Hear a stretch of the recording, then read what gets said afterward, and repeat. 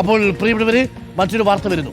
BDS വിദ്യാർത്ഥി നിതിൻ രാജിന്റെ മരണത്തിലെ അന്വേഷണ വീഴ്ച ഇന്ന് ഹൈക്കോടതി. വീഴ്ച എന്നൊക്കെ പറഞ്ഞാലുണ്ടല്ലോ, ചെറിയ വീഴ്ചയൊന്നുമില്ല, മൊത്തത്തിൽ വീഴ്ചയായിരുന്നു. കേസ് അറസ്റ്റ് ചെയ്തിട്ട് കോടതിയെടുത്ത് ചെയ്തിട്ട് ഗ്രൗണ്ട് ടു അറസ്റ്റ് നിങ്ങൾ പറഞ്ഞു, വാക്കാൽ പറഞ്ഞിട്ടുണ്ട് എന്നാണ് പറഞ്ഞത്. കേസിലെ പ്രതിയായ ഡോക്ടർ MK റാമിനെ അറസ്റ്റ് ചെയ്തതിലെ വീഴ്ചയിൽ SIT തലവൻ ഹൈക്കോടതിയിൽ നേരിട്ട് ഹാജരായി വിശദീകരണം നൽകും.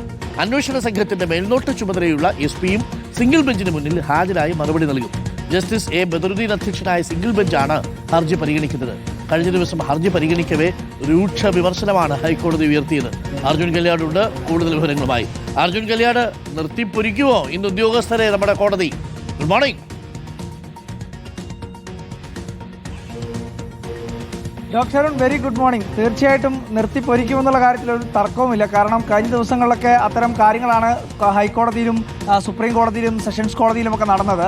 കഴിഞ്ഞ ദിവസം ഈ ഗ്രൗണ്ട് ഓഫ് അറസ്റ്റൊക്കെ കൃത്യമായി രേഖപ്പെടുത്തി സെഷൻസ് കോടതിയിൽ പുതിയ ഒരു അറസ്റ്റ് ചെയ്യാൻ അല്ലെങ്കിൽ വീണ്ടും ഒരു അറസ്റ്റ് റാമിനെ ചെയ്യാൻ വേണ്ടിയിട്ടുള്ളൊരു അപേക്ഷ കോടതിയിൽ നൽകിയിരുന്നു. ആ ഘട്ടത്തിൽ ഉൾപ്പെടെ വലിയ വിമർശനം സെഷൻസ് കോടതിയിൽ നിന്നുൾപ്പെടെ അന്വേഷണ സംഘത്തിന് നേരിടേണ്ടി വന്നിട്ടുണ്ട്. എന്തായാലും ഹൈക്കോടതി ഇന്നും ആ തരത്തിൽ തന്നെയായിരിക്കും ഈ അന്വേഷണ ഉദ്യോഗസ്ഥരോട് സമീപിക്കുക എന്നുള്ളതാണ് കഴിഞ്ഞ ദിവസങ്ങളിലെ അനുഭവങ്ങളൊക്കെ വെച്ച് നമുക്ക് വിലയിരുത്താൻ വേണ്ടി കഴിയുക. ഇന്നിപ്പോൾ ഈ കേസ് അന്വേഷിച്ചിട്ടുള്ള DYSP സുധീർ കലനും അതുപോലെ തന്നെ ക്രൈംബ്രാഞ്ചിൻ്റെ SP ആയിട്ടുള്ള KV വേണുഗോപാലുമായിരിക്കും നേരിട്ട് ഹൈക്കോടതിയിലെത്തി ഇതുമായി ബന്ധപ്പെട്ടുകൊണ്ടുള്ള വിശദീകരണം നൽകുക. കോടതി എന്തായാലും ഇതുമായി ബന്ധപ്പെട്ടുകൊണ്ട്, കാരണം ഒരു പ്രാഥമികമായി ചെയ്യേണ്ട കാര്യങ്ങൾ പോലും ചെയ്യാതെ ഇത്രയും വലിയ രീതിയിൽ അത് സെഷൻസ് കോടതിയും ഹൈക്കോടതിയും സുപ്രീം കോടതിയും ഒക്കെ ജാമ്യം നൽകിയിട്ടുള്ള അല്ലെങ്കിൽ ജാമ്യം നിഷേധിച്ചിട്ടുള്ള ഒരു വ്യക്തിക്ക് സെഷൻസ് കോടതിയിൽ നിന്നും എളുപ്പം ജാമ്യം ലഭിക്കാൻ പാകത്തിലുള്ള കാര്യങ്ങൾ പോലീസിന്റെ ഭാഗത്ത് സംഭവിച്ചു. പോലീസ് ഇതിനകത്ത് ഒത്തുകളിച്ചു എന്ന് കുടുംബം നേരത്തെ തന്നെ ആരോപണം ഉന്നയിച്ചതാണ്.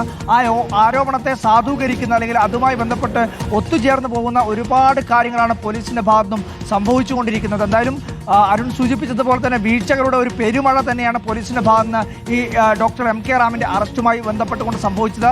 ഈ വീഴ്ചകൾ എണ്ണി ഒരുപക്ഷെ ഇന്ന് ഹൈക്കോടതിയിൽ ജസ്റ്റിസ് A ബദറുദ്ദീന്റെ മുന്നിൽ എണ്ണി വിശദീകരിക്കേണ്ടുന്ന ഒരു സാഹചര്യത്തിലേക്ക് തന്നെയാണ് കാര്യങ്ങൾ എത്തിയിരിക്കുന്നത്. 10:45 തന്നെ ഇതുമായി ബന്ധപ്പെട്ടുള്ള നടപടികൾ ഹൈക്കോടതിയിൽ ആരംഭിക്കും എന്നുള്ളതാണ് നമുക്ക് മനസ്സിലാക്കാൻ വേണ്ടി കഴിയുന്നത്. Doctor okay, thank you. അപ്പോൾ പ്രിയപ്പെട്ട പ്രേക്ഷകർ, അർജുൻ കല്യാട് പറഞ്ഞതുപോലെ ഇന്ന് കോടതിക്ക് മുമ്പിൽ പോയിട്ട് ലേലു വല്ലു എന്ന് പറഞ്ഞ് വിടേണ്ടി വരും ഈ ഉദ്യോഗസ്ഥരുടെ കാര്യത്തിൽ ഒരു സംശയമില്ല. അമ്മാതിരി വീഴ്ചകളാണ്. അതായത് ഒരു സാധാരണ പ്രൊബേഷണറി ഉദ്യോഗസ്ഥന് പോലും ഇത്തരം കാര്യങ്ങളെക്കുറിച്ച് വ്യക്തമായ ധാരണയുണ്ടാവും. ഒരു അറസ്റ്റ് രേഖപ്പെടുത്തിയാൽ അത് കോടതിയിലെത്തുമ്പോൾ എങ്ങനെയാണത് പ്രസന്റ് ചെയ്യേണ്ടത്, ഗ്രൗണ്ട് ടു അറസ്റ്റ് അല്ലാതെ രേഖപ്പെടുത്തിയിരിക്കണം. ഇക്കാര്യങ്ങളൊന്നും തന്നെ ഈ DYSP ചെയ്തിരുന്നില്ല എന്നുള്ളതാണ്. മാത്രമല്ല, ഈ അഭിഭാഷകരും DYSPയും തമ്മിലുള്ള ചില ഫോൺ രേഖകളും ഒക്കെ പുറത്ത് പ്രചരിച്ചിട്ടുണ്ട് എന്ന മട്ടിലുള്ള ചില വാർത്തകളൊക്കെ ഉണ്ടായിരുന്നു. ഇതൊക്കെ മനസ്സിലാക്കിയാണ് കോടതി കോട്ടഞ്ഞിരിക്കുന്നത്. നേരിട്ട് വരാൻ പറഞ്ഞു. ഇന്നിപ്പോൾ അവിടെ പോയിട്ട് എന്താ മറുപടി പറയാൻ നമുക്കൊന്ന് നോക്കാം.